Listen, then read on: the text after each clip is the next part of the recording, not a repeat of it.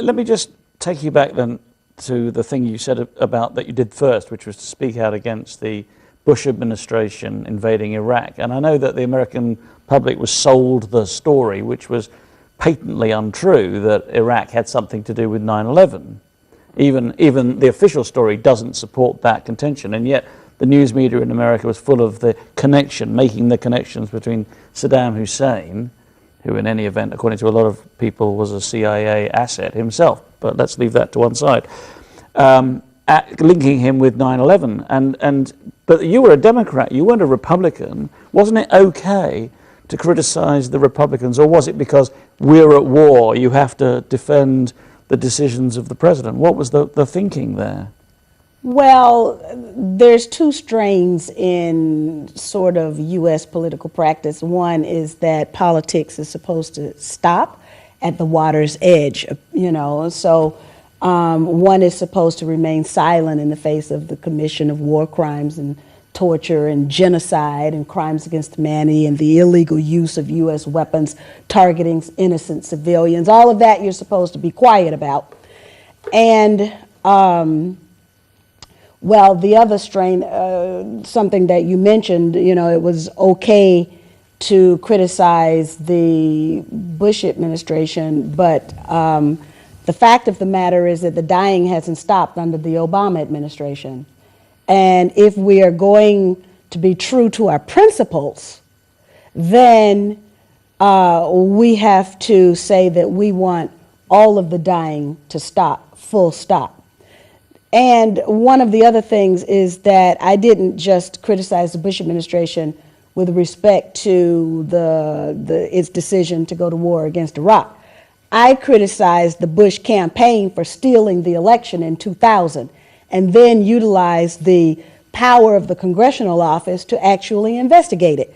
And we worked with a UK, or at least an American journalist who was based over here, Greg Palast. Mm-hmm. And it's interesting that we couldn't get the truth about what happened in the United States election in the United States, but you could get it over here because Greg Palast could be published over here. This is the election where Bush beat Gore, isn't it? Well, Bush didn't beat Gore, and that's the whole point. But a court judge decided that Bush beat Gore. Well, and his brother, who was governor of Florida, decided that Bush beat Gore. Yes, but the issue, the critical issue for people to understand is what was the mechanism of the election theft itself. And for us to understand how our government operates, we've got to get into that kind of minutia that steals the will of the people. And I'm sure it happens over here too. It happened in France. I'm absolutely certain with the introduction of electronic voting machines, 1 million French people had the opportunity to learn what we in the United States know, and that is electronic voting machines don't work. But interestingly, Sarkozy was elected by with 1 million French people having had the opportunity to use those machines that we all know don't work. But in that first election, the first Bush election, wasn't it the hanging chads, wasn't it an old paper system and disenfranchisement of the poorer people, the black people, the Hispanics in certain states that were borderline states that caused the victory rather than electronic voting machines? Because I think in that election they were only used in a couple of places. Am I correct? You're absolutely correct. In fact, it was my home state, Georgia, that was the first state to roll out the electronic voting machines. I've got some personal experience with that. But let me just also say that there was a mechanism that was put in place. First of all, you did have, the story of the hanging chads and all of that with the purposely confusing ballot, paper ballot. Uh-huh. But there was also something else that was called, I need to plug my own film here too. There has been a film done and it's called American Blackout. You can see the film on the internet if you just put in quotation marks, American Blackout. And there it goes into the investigation that I did on the mechanics of the election theft using the hopes and the aspirations of black people in Florida who voted nearly 100%. Can you imagine a 100% turnout, and then you discover that your votes aren't even counted? And when you arrive at the polls, you're told you can't vote because you're a convicted felon. Well, actually what happened was the Republicans imported lists that were supposed to be convicted felons. They imported those lists from other Republican-controlled states around the country into Florida. And then they matched the names, didn't they? Well, the fact of the matter is that in and of itself was an illegal act. Then secondly, what they did was they supposedly matched the names, but on record, I have the vice president of Choice Point, which is a company that was charged with creating the list, which is also a company that was used to create a voter file in Mexico, where their presidential election was stolen too. I asked him, well, tell me about the match. He said that the state of Florida asked them to provide only an 80% match, which meant that John Smythe, whose name is illegally imported from the state of Texas, where George W. Bush was the governor, into Florida, where his brother is the governor, 83,000 names, John Smythe, who's supposed to be a convicted felon, but we found out later was not a convicted felon at all, becomes John Smith. And then when John Smith shows up to go to vote in Florida, he's told he can't vote. And over and over again, because we have the Voting Rights Act in the United States, and voters are listed by race in certain covered states, then if John Smith, the black John Smith, shows up, the black John Smith can't vote. That's how they stole the election in Florida. I think there was something else, wasn't there, that Al Gore didn't complain. He could have taken it to a higher court. Absolutely. But they promised him an Oscar and a Nobel Prize, didn't they? Well, I don't know what they promised him, but we know what he got, okay? And so the Democrats didn't care about the votes of black Americans, as far as I'm concerned, because when push came to shove, and they had the opportunity not only to win the White House, but to defend the election integrity, particularly of those blacks who always have been turned away. That's why we have a Voting Rights Act in the first place. The Democrats failed to do it.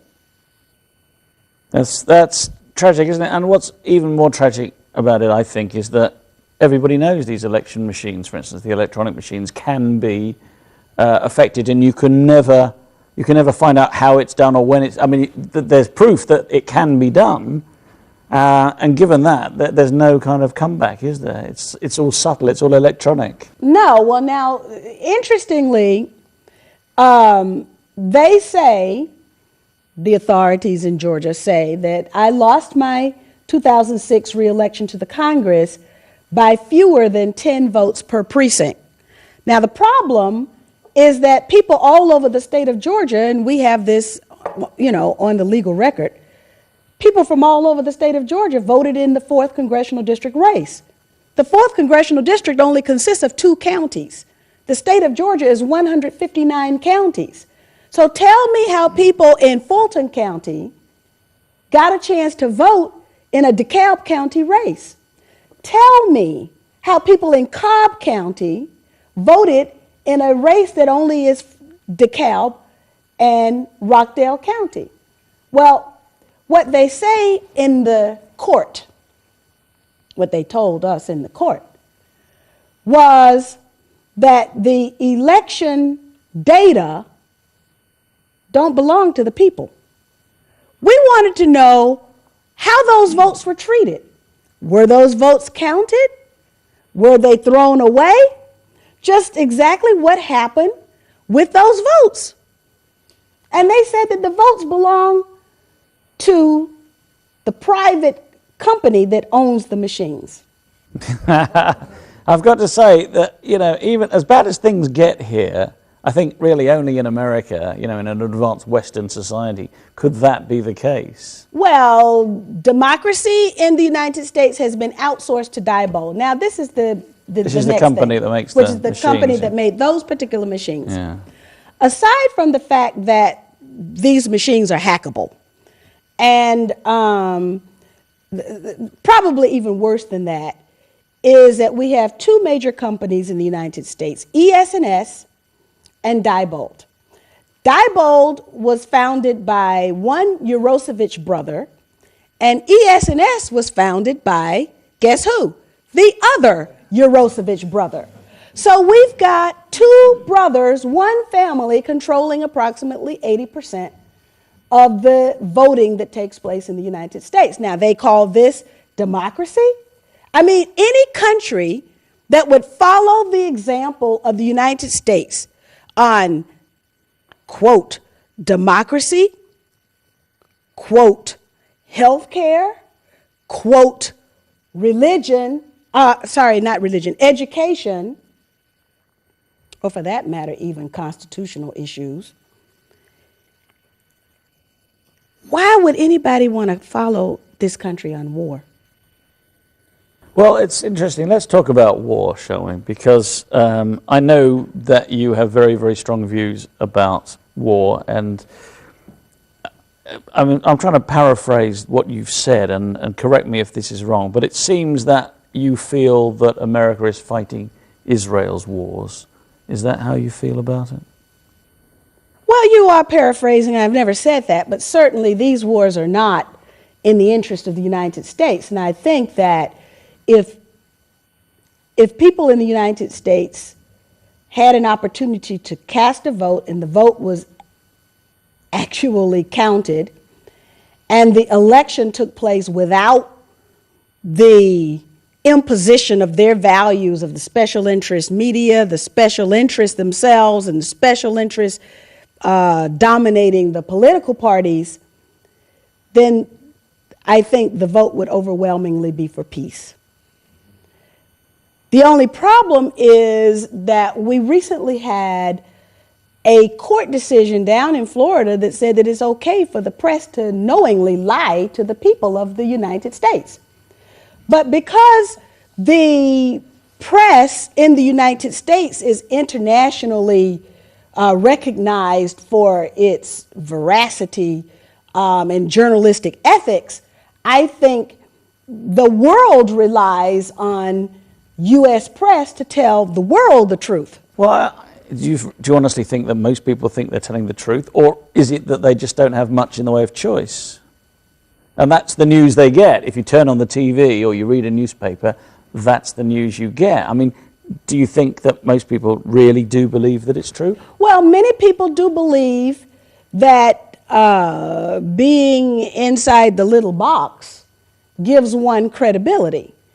And so, but, after the 935, according to one source, lies that were told in the lead up to the Iraq War, and these 935 lies were willingly repeated by the U.S. media. This is a list that you've compiled or somebody? No. It's another organization. I think I shouldn't name one. There are several organizations that do fact-checking, and in fact, fact-check is the name of one, but that's not the one that did the count. There was another one that did the count, and they counted 935 times that either Bush, Cheney, or Condoleezza went to the press, and the press, repeated these lies. Well, there are some particular lies, aren't there, that they used, and Tony Blair used as well in this country, that are the sort of urgent threat type lies. We must act because within a very limited, within 12 hours or whatever it was, I can't remember the exact figure, they could send rockets over here full of, God knows what, weapons of mass destruction that never existed. Those are the kind of big lies. I mean, there are lots of other lies, I'm sure, but there were some big lies. But there's one thing I need to at least put on the record, and that is that some of us who have experienced the other side of the United States of America know full well